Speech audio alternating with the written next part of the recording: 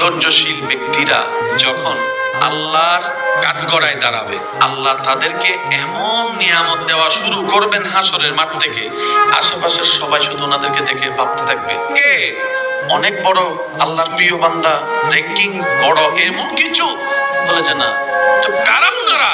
ফেরেশতা উত্তর দিবে, তারা সেই সমস্ত বান্দা যারা দুনিয়াতে হাজার মুসিবতের ভিতরেও আল্লাহর দিকে তাকানো ছাড়ে নাই, আল্লাহর রহমতের দিকে তাকায় থাকতো।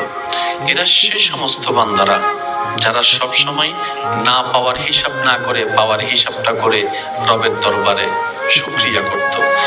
তারা সেই সমস্ত বান্দা 3 মাস অসুস্থ থাকার পিছনে রবের উপরে নারাজ না হয়ে ওই 20-30 বছর যে রব সুস্থ রেখেছেন ওটার দিকে মনে করে করে রবের শুকরিয়া আদায় করত। সুবহানাল্লাহ। তারা হা হুতাশ করে নিজে